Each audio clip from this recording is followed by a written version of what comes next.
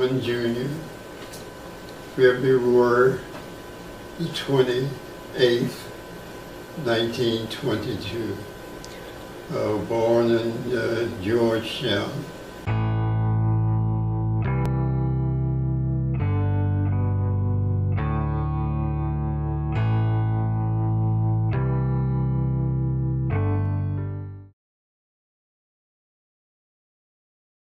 My mother's name was Eudora McDaniel. She was born in 1895. My dad is from Maryland, up in Montgomery County. He was born in 1894.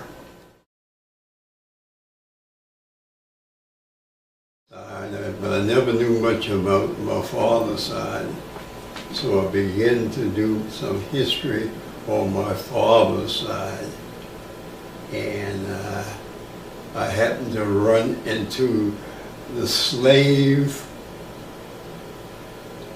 census. 3 years after Emancipation of Proclamation, Maryland 1869 set their slaves free. Technically, Maryland didn't have to set their slaves free because Maryland was not against slavery, so they could set their own times schedule. So when I looked at that schedule, there was a lady at the top of the schedule said Phyllis Bowman, and all down the line there was her daughter, another son, and a young boy by the name of Jared. Phyllis was 45 years old. Okay. And at the top of that page, it just took my breath away. I couldn't move for about, looked like 5 minutes.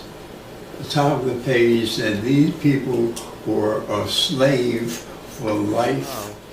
And it seems that if all of them had a name Bowman, the only thing I have not been able to find, I have never found the man. I have seen William Bowman, but I have never found much on his life. Because part of Maryland was Catholic, the Catholics always took the slaves and kind of registered them and gave them a name and whatnot. But they did not remain Catholics. They remained, I think they were Baptists. But my father, or my grandfather's name was Jared, and he was an orphan at 11 years old, and he brought himself up.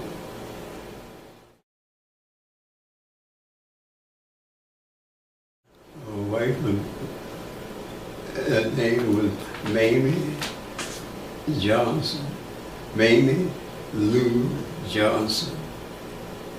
She was born in September 25th, 1922. She was born in Matthews, Georgia. They were a part of the great, I guess the second great migration. They left, her father was in the Army, First World War. And of course, so often in the southern states, when he was due for penalty or pension, they denied them, and they didn't give afterward. He was discharged, I think, at Camp Lee. We had his discharge papers and whatnot, but they didn't give him the pension that he had. So he died kind of, I think about she was 5 years old. So her mother had another daughter, and she decided to move up to Chicago with the Great Migration, trying to find better living. That's what I can follow. Her family came out Rowland. They were Rowlands. Her mother was a Rowland. But they moved, most of them moved up from Matthews around Augusta, Georgia. They moved up to Chicago. And for a while, things were tough up in Chicago, very rough. She talks about the gangsters and whatnot, and things weren't what they were. And the mother had some people here in Washington, and she contacted her uncle, and they moved back. She moved here to Washington, and I think she always referred to 1111 Lamont Street. There's an apartment up there, and that's where they moved to. And she grew up on Lamont Street for a while.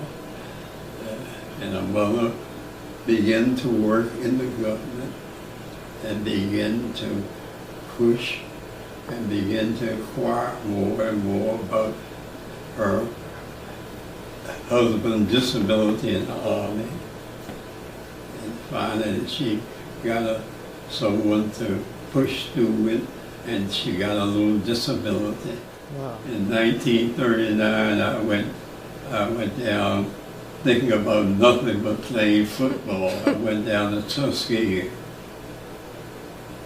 and I followed a friend of mine, her best buddy, and I just think about nothing but playing football. I wasn't thinking about no schoolwork, and then she was behind me in school.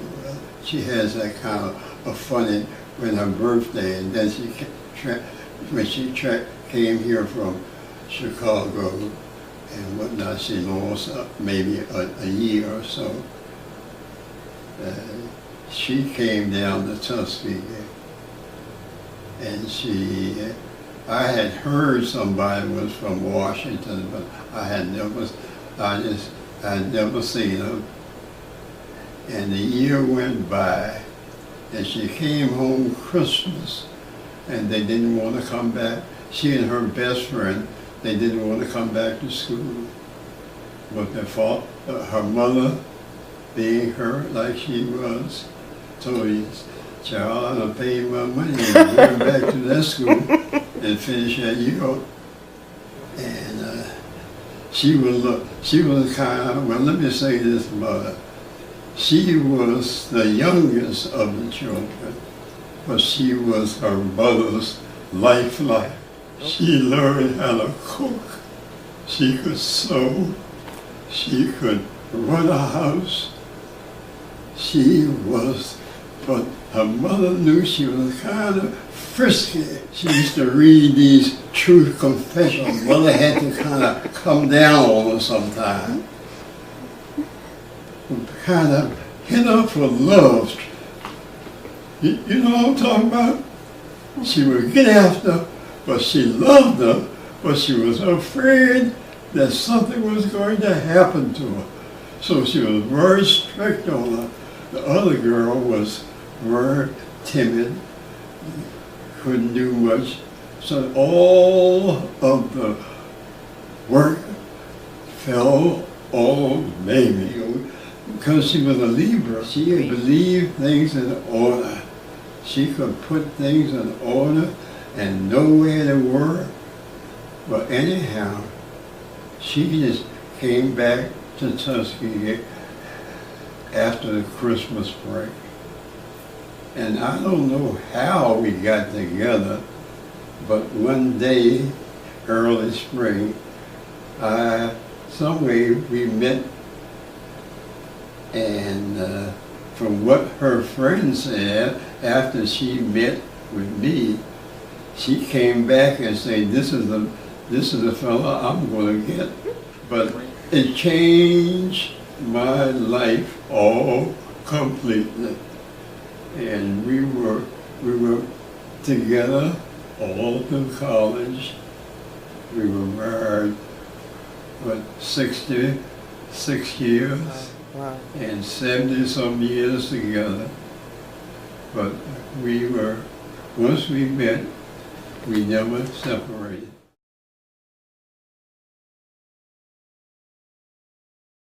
I started off with, when I came out I worked for the DC Recreation Department. As a counselor in camp, one of the great ideas that the Recreation Department had, I used to get up in the morning and carry children down through the Rock Creek Park. We walk about a mile in the morning.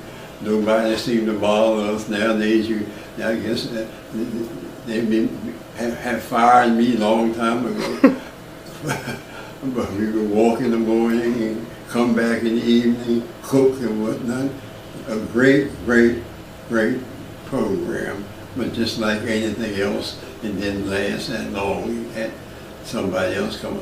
I worked for the district. I worked for a print shop, a Metro Printing. I worked for Murray Brothers. These were all printers. Okay. And then I decided that things were getting kind of tough up here.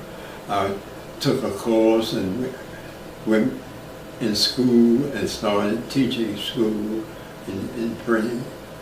And I used to work in Metro print shops at night. So a lot of jobs that I had, well, a lot of minor jobs that I took around to keep going, but I can't remember all of them. I belong to Mount Zion United Methodist Church in Washington, D.C. The Georgetown is the oldest Afro-American church in Washington. Third oldest in the country. Started, and they say if you want to go, I made a timeline, and I thought it was 1816. That's when the Afro-Americans broke away. But the people tell me go back to 1772 when first Asbury came over. There were some Afro-Americans in the audience. So if you go to 1772 on up until now, but in 1816, the Afro-Americans broke off and made their own church. It's 100. By that way, it's 145 years old, going to 146 years. I always went to Sunday school. All of us went to Sunday school. Girls, 5 girls, they all participated in Sunday school. I went to Sunday school. I wasn't much of a Sunday school person.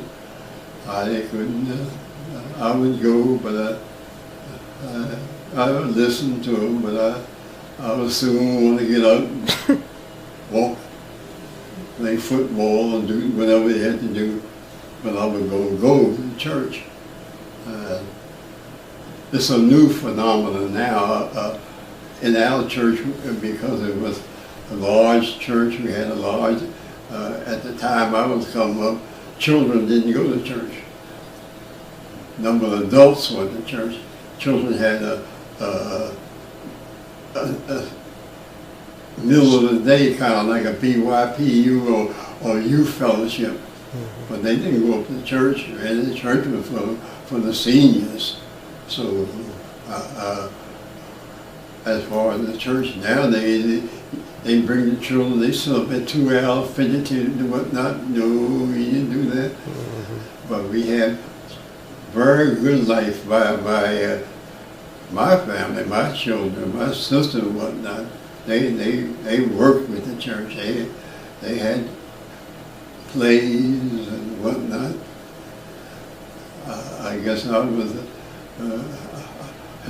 I was out. They had, it was a live affair. Picnics, and it was a going affair, very live. Of course, we had a large attendance because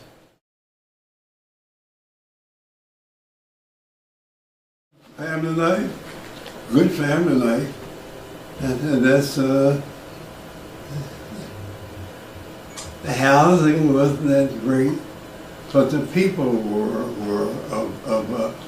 I was thinking about that thing the other day. There was a certain amount of freedom, if you can call it that way, you had in living in Georgetown.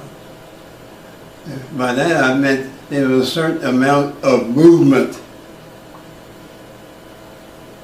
There were open fields that you could explore. There was so much movement that you could do.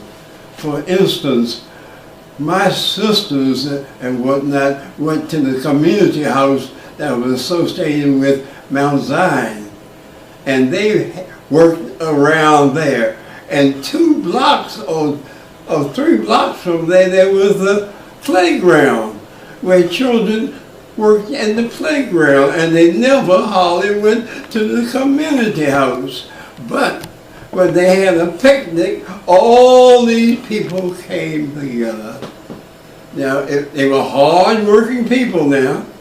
They worked hard, and they worked on the Stephen door and whatnot. They didn't make much money, but they put there whatever they had. You had to enjoy yourself. I had an experience. I was walking down the street one day in Georgetown, down P Street. These people, old ladies, were sitting in the thing, and I happened to walk by them, and I didn't speak. Before I could get home good, those people had reported to my mother and my father, and I never failed to speak from then on, even though I wasn't paying that much attention to them. But you had a sense of community that probably didn't exist anyplace else. Not so much as money was concerned, but just of people coming together. If they had a fair, if they had a picnic, they would get together, and people from all parts of Herring Hill, all parts of Holy Hill, which was another part of Georgetown, would come together and at this affair. This is something that I think that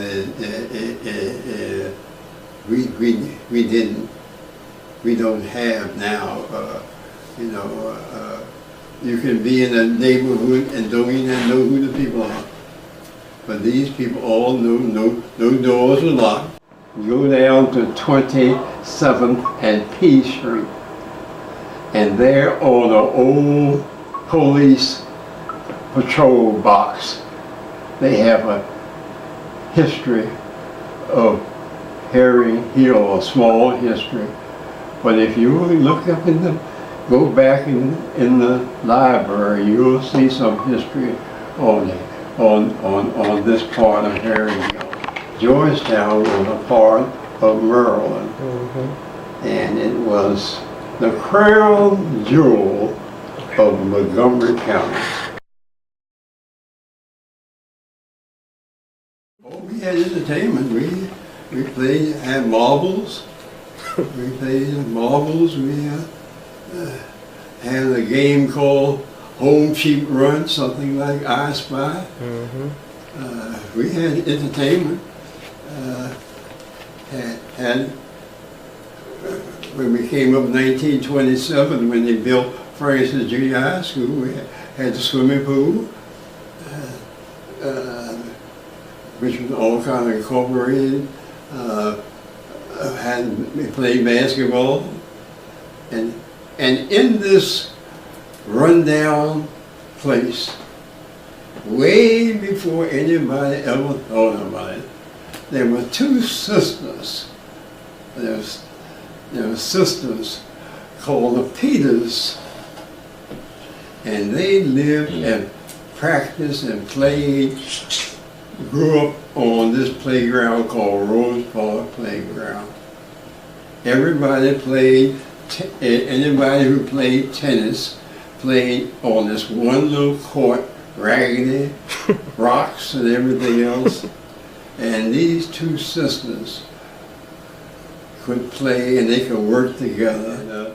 The girls did a lot of things with making things out of crafts. And so there was a lot of entertainment you could do. And as I say, that it was freedom and you could do with a group of boys or with a group. You could get your group together, but we would all come together for a common cause.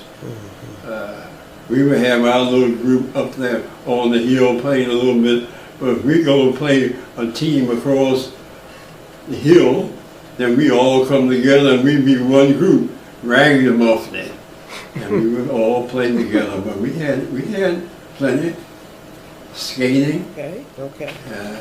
Used to get skates for Christmas, and as you use your skates, skates were way out. You take your skates, make a skateboard, or make up some little money together and buy some potatoes and walk down between cemetery and go down a little round path and dig a little pit and start a fire and throw the potatoes in there in the ashes, and then we sit down and have a good time. And I understand they're trying to come back. There's a pie company on Wisconsin Avenue called Connecticut Pie Company. And they would go out and the young men would probably carry some groceries and whatnot. And then we would go up in the evening and get what were known as crisps. Pies that they bring back that was all kind of mashed up and whatnot. And we would get them for half price or less than half price, and we'd have a wonderful good time. My first radio I ever heard was my cousin. He was kind of, it was a crystal set. I remember that. We all kind of gathered around and you kind of heard on this crystal set and beginning. But that's one of the things we had, you could do. When Joe Louis fought, we sold extra papers. The papers would come out and you would go out and sell them extra night. Joe Louis win championship and everybody would stop along the street and get one. But yes, communications and things were different altogether. But we had it. We had a theater, one theater, the Blue Mouse, and over there, and we would go over there on Sundays, on Saturdays, and look at the cowboy movies. And this theater was, I guess you say within the grade, because I know they weren't stopping the white people from coming in, but they had a little pool room there, and a little place where the workers used to stop by, and the lady had a little, she served them food, heavy food, because they were going to work. When my sister and all of us were growing up, we had plays. And when I say plays, they would do plays from, maybe there might be religious plays with some kind of themes or whatnot. But you had a lady there by the name of Miss Polly Robinson. And Miss Polly was a thing for making you speak up and talking up. And you wouldn't, right now, when I go someplace, everybody got to get a microphone. and you can barely hear what they're talking about. Miss Polly made you stand up, say what you had to say, and she would get after you. And they would have plays and oratorical plays and contests. This was their form of entertainment. We don't have that anymore now. Everybody when they talk now, it's just a guggle, guggle, guggle, guggle. Most of them don't even And look so, over there. there were some good things that were there. They gave you a form, and I told somebody, no, I didn't have Miss Polly. I didn't have Miss Polly, but when I went down, I think when I went down to college or someplace, I had to make a presentation. And the first thing I did, I said, I remember what Miss Polly said. And I drew on that experience. And it came out all right.